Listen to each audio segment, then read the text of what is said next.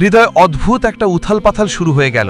ধীরে ধীরে সে বিছানা থেকে উঠে গেল, চুপচাপ সীমার কাছে গিয়ে ওপর থেকে নিচ পর্যন্ত তাকিয়ে রইল। তারপর তার পাশে বসে সীমার চুলগুলো আস্তে আস্তে শোষতে শুরু করলো। হঠাৎ সীমা হালকা করে কেঁপে উঠল।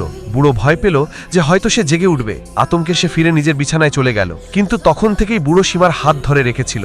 অনেকক্ষণ ধরে তার মুখ দেখল, তার চোখে এখন শুধু ইচ্ছে নয়, এক পুরনো তৃষ্ণাও জেগে উঠল। ঠিক তখনই হঠাৎ সীমার চোখ খুলে গেল।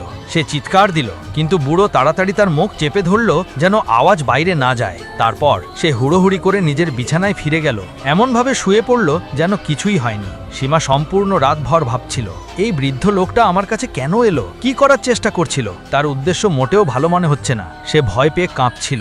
ভাবতে ভাবতে অবশেষে ঘুমিয়ে পড়ল। সকালে সীমা উঠে বৃদ্ধের কাছে গেল। সে জিজ্ঞেস করল, কাফিলা এসেছে কি?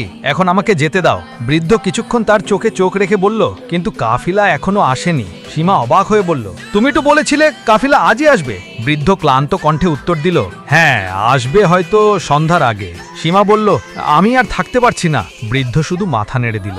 বৃদ্ধ এখন বাড়ির আঙিনায় বসেছিল আর দূর থেকে সীমাকে ওই একই অদ্ভুত চোখে দেখছিল। সীমা মনে মনে বলল, এর নজর আমার ওপর ঠিক লাগছে না। আমাকে এখান থেকে দ্রুত বেরিয়ে যেতে হবে। আমি তো তরুণী মেয়ে, আর এর মনে কি চলছে কে জানে। সে ভাবল, আজ রাতে এটা আমার কাছে এসেছিল, আমাকে ছোঁয়ার চেষ্টা করছিল। আজ আর কোনো অবস্থাতেই রাত কাটানো যাবে না। সন্ধ্যায় কাফিলা আসুক বা না আসুক, আমি বেরিয়ে যাব। বুড়ো এখনো দূর থেকে তাকিয়ে আছে, একদম এমনভাবে যেন কোনো শিকারী তার শিকারের দিকে তাকিয়ে আছে। সন্ধ্যা হতেই সীমা ওর কাছে আসতেই চলেছিল, কিন্তু তার আগে বুড়ো নিজেই ওর কাছে চলে এলো। বৃদ্ধ বলল, দেখো, মনে হচ্ছে কাফিলা এখন সকাল পর্যন্তই আসবে।